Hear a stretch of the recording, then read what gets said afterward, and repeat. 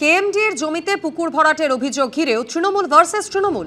রহোয়ার রুইয়ায় তৃণমূলের প্রধান উপপ্রধানের দ্বন্দ্ব। তৃণমূলের পঞ্চায়েত প্রধানের ছেলে সহ 3 জনের বিরুদ্ধে থানায় অভিযোগ দায়ের হয়েছে। উপপ্রধানকে সঙ্গে নিয়ে পুকুর ভরাটের কাজ বন্ধ করে দেয় পুলিশ। পুকুর থেকে মাটি তোলার কাজ চলাকালীনই তৃণমূলের প্রধান আর উপপ্রধানের মধ্যে বচসা। আপনার নামে কোনোদিন কখনো আমার নাম নেই পঞ্চায়েতের প্যাডে। আমার তো জানা উচিত, আমি জানলাম না। এরা যে বলছে আপনি জানেন পুকুর করা হবে, আপনি বলেছিলেন যে আজকে পুকুর করতে আসছি, আসেন। আমি আমাকে অবশ্যই বলেছিলাম, সেদিনকে দেখে গেছি কে বা কারা রাতের অন্ধকারে করেছে, সে করতেই পারে, সেটা আমরা দেখেছিলাম। বিভিন্ন তরফ থেকে এখানে এডিএম, এলআরও, বিএলআরও বিভিন্ন জায়গায় চিঠি চাপাটি হয়েছে, কিন্তু আমাকে না জানিয়ে এখানে আসা, যেখানে জেলা বা বিভিন্ন জায়গায় চিঠি করা হয়েছে তার কোনো রিপ্লাই হলো না। শনিবারে চিঠি করে সোমবারে সকালে এরা করতে আসছে, সেটা একটু আশ্চর্য লাগছে। না, আমি জানতাম না পুকুর আমরা খুঁড়বো, আমরা দেখবো, এই কথা বলা হয়েছে। আমাকে না জানিয়ে আমাকে অন্ধকারে রেখে কেন করা হচ্ছে? অঞ্চলে এসে অনেকে দাদাগিরি করে। রাজবংশী ব্লক সভাপতি, সে যে অঞ্চলে যাবে সেই অঞ্চলের প্রধানকে নক করে আসা তারা উচিত।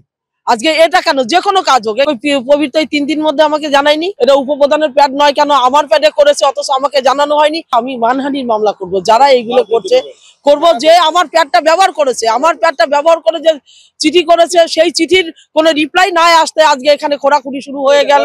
আমি তো করিনি, তাহলে দেখতে হবে উপপ্রধান যদি করে থাকে। অজান্তে, আমার মেলা অজান্তেই ব্যবহার করেছে, আমি জানি না। গত শুক্রবার দিনকে এটা ভরাট করার চেষ্টা করেছিল জমি মাফিয়ারা।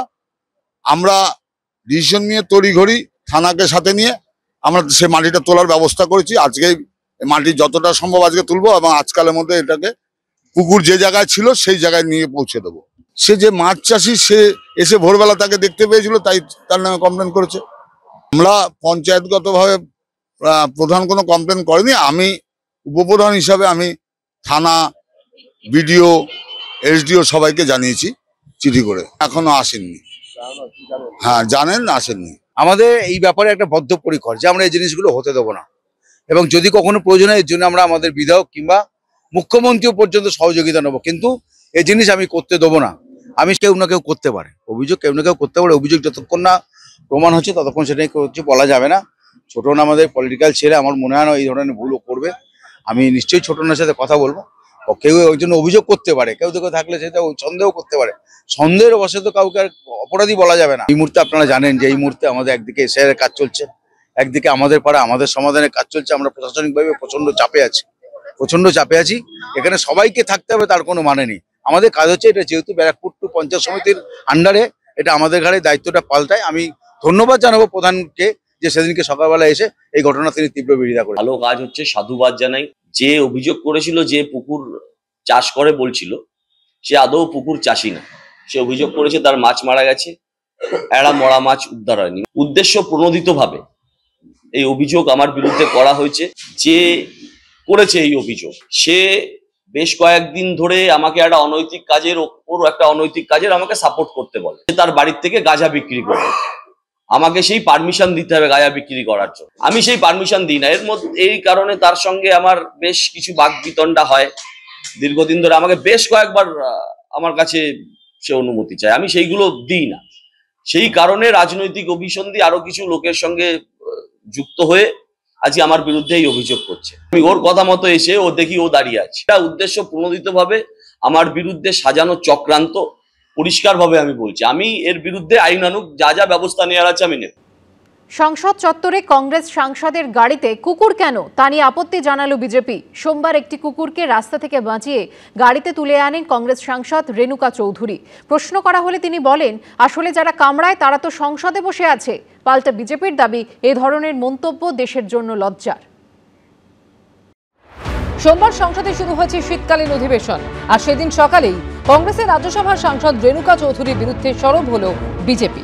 না, ভোট চুরি বা এসআইআর এর মতো সিরিয়াস ইস্যুতে নয়, বিবাদের কেন্দ্রে তার গাড়িতে থাকা এই কুকুর, যাকে রাস্তা থেকে বাঁচিয়ে এনেছিলেন কংগ্রেস সাংসদ। আর বিজেপির প্রশ্ন, সংসদ চত্বরে কুকুর কেন আসবে? সোমবার সকালে রেণুকা চৌধুরী যখন সংসদে আসেন, তখন তার গাড়িতে দেখা যায় এই কুকুরটিকে। সামনের আসনে দাঁড়িয়ে সে তখন এদিক ওদিক দেখছে। ব্যাপারটা কি? কয়েকজন প্রশ্ন করতেই কংগ্রেস সাংসদ রেণুকা চৌধুরী তির্যক মন্তব্য করেন। मैं रास्ते में आ रही थी, वहां एक स्कूटर वाला और कार वाले का टक्कर हुआ। उसके आगे ये छोटा पिल्ला निकल के सड़क पे घूम रही थी। मैंने सोचा ये किसी पहिए के नीचे आ जाएगी, सो मैं उठा के उसको गाड़ी में रखी और पार्लियामेंट आई और वापस भिजवा दी। गाड़ी भी गई, कुत्ता भी गई। तो किस बात की चर्चा चल रही है? असली डसने वाले और काटने वाले पार्लियामेंट में बैठे हैं, सरकार चलाते हैं, उसका कोई इतराज नहीं। हम किसी गूंगे जानवर का हम देखभाल करते हैं तो ये बड़ी मुद्दा और चर्चा बन गई। और कुछ है ही नहीं क्या सरकार के पास। রাস্তা থেকে একটি কুকুরকে বাঁচিয়ে নিজের গাড়িতে করে এনেছিলেন কংগ্রেস সাংসদ, আবার গাড়িতে করেই তাকে ফেরতও পাঠিয়ে দেন। তবে তা নিয়েও আপত্তি জানিয়েছে বিজেপি। वो राज्यसभा में है, उनको एहसास नहीं कि लोकसभा राज्यसभा देश की जनता की भावनाओं को प्रतिबिंबित करने वाली है। वहाँ पे अपने डॉग को लेके आए, उस पर सवाल किया जाए तो उस पर जिस तरह का बयान दे रहे हैं, तो देश को शर्मसार कर रहे हैं, अपने खुद लोकतंत्र का पे कुठाराघात कर रहे हैं और इस पार्लियामेंट का अपमान कर रहे हैं। उनके खिलाफ कार्रवाई होनी चाहिए। সংসদে নানা ইস্যুতে কংগ্রেস এবং বিজেপির বাকযুদ্ধ লেগেই থাকে, কিন্তু কংগ্রেস সাংসদের গাড়িতে থাকা এই ছোট্ট কুকুরও হয়ে উঠল বাকযুদ্ধের ইস্যু। এবিপি আনন্দ। মতুয়া সমাজের মন পেতে মরিয়া সব রাজনৈতিক দলই। এরই মধ্যে তৃণমূল সাংসদ মমতা ঠাকুরের অনুগামী মতুয়াদের সঙ্গে এসআইআর মিছিলে পা মেলালেন অধীর চৌধুরী। জানিয়ে কটাক্ষ করতে ছাড়েননি শুভেন্দু অধিকারী। তিনি বলেন, ইন্ডি জোটের মিছিল না মতুয়া বাঁচানোর মিছিল মানুষ বুঝতে পারছে না। যদিও মমতা ঠাকুরের বক্তব্য এটা রাজনৈতিক মিছিল নয়, যে এসেছে তাঁর ব্যক্তিগত ব্যাপার। আমরা মমতা বালা ঠাকুরের সংগঠন। তাৎপর্যপূর্ণভাবে দেখা যাচ্ছে সেই মমতা ঠাকুরের অনুগামীদের মিছিলেই আজকে কংগ্রেস নেতা অধীর চৌধুরী হাঁটছেন। মতুয়া সমাজের জীবনে একটা ভয়ঙ্কর বিপদ নেমে আসছে এসআইআর এর কারণে, অথচ এই মতুয়া সমাজ তাদের ভোটে তৃণমূল জেতে, তাদের ভোটে বিজেপি জেতে। মতুয়া ভোট ব্যাংক নিয়ে তৃণমূল বিজেপির মধ্যে টানাটানি তুঙ্গে। নরেন্দ্র মোদী থেকে মমতা বন্দ্যোপাধ্যায় কেউই মতুয়া ভোট ব্যাংক হাতছাড়া করতে নারাজ।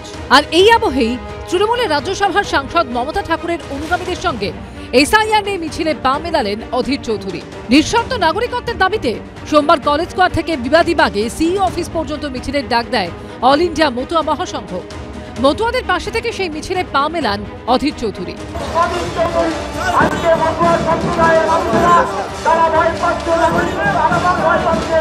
মতুয়াদের ভোট নিলেও এসআইআর এর সময় তাদের পাশে না থাকার অভিযোগ করে একসঙ্গে আক্রমণ করেন তৃণমূল বিজেপিকে। আমাদের নিঃস্বার্থ আছে, আমাদের ভোটের অধিকার দিতে হবে। আমরা মমতা বালা ঠাকুরের সংগঠন। একদিকে মতুয়া সমাজ, কখনো তারা বিজেপি, কখনো টিএমসি, তাদেরকে এক রকমের কথা বলে। টিএমসি বলে আমি রক্ষা করব, বিজেপি বলে আমি দেখব, কিন্তু তাদের সঙ্গে বিপদে কেউ নেই। সম্প্রতি মতুয়াদের একটি প্রতিনিধি দলের সঙ্গে রাহুল গান্ধীর সাক্ষাৎকারের ব্যবস্থা করে দিয়েছিলেন অধীর চৌধুরী। এদিন তিনি মতুয়াদের সঙ্গে নিয়ে পৌঁছলেন রাজ্যের মুখ্য নির্বাচনী আধিকারিকের অফিসে। আমরা কেউকে ডাকিনি, এই ব্যাপারে কে থাকবে না থাকবে সেটা আমি জানিও না। আমি দিল্লিতে, এখানে কোনো রাজনীতি লোকরে নিয়ে আমরা হাঁটবো না। কে কিভাবে দাঁড়াবে না দাঁড়াবে তার পুরো ব্যক্তিগত তাদেরই। নরেন্দ্র মোদী যে আছেন বলে মমতার পুলিশ মতুয়াদেরকে অ্যারেস্ট করতে পারছে না। অধীর চৌধুরী তিনি এই রাজ্যের প্রতিষ্ঠিত নেতা, এতবারের সাংসদ। তিনি যেমন কেন্দ্রের বিরুদ্ধেও বলবেন, সাথে সাথে আশা করি রাজ্যের বিরুদ্ধেও বলবেন। এটা ইন্ডি জোটের মিছিল না মতুয়া বাঁচানোর মিছিল, এইটা আগে ক্ল্যারিফাই করলে তাহলে লোকের বুঝতে সুবিধা হবে। বাংলার ভোট মানচিত্রে মতুয়া সম্প্রদায় সবসময় একটা বড় ফ্যাক্টর, যাদের সিংহভাগই বাংলাদেশ থেকে আগত। তাদের ভোটের দিকে পাখির চোখ তৃণমূল বিজেপির। এসআইআর নিয়ে এই তুমুল হট্টগোলের পর মতুয়ারা কোন দিকে যাবে, এই নিয়ে যখন অঙ্ক কষছে তৃণমূল বিজেপি, তখনই তাদের দাবি দাওয়া নিয়ে তাদের সঙ্গে রাস্তায় নামলেন অধীর চৌধুরী। কিন্তু তার ফলে কি মতুয়ারা আদৌ কংগ্রেসমুখী হবে? কৃষ্ণেন্দু অধিকারী ও রুমা পালের রিপোর্ট, এবিপি আনন্দ। এবিপি আনন্দ, এগিয়ে থাকে, এগিয়ে রাখে।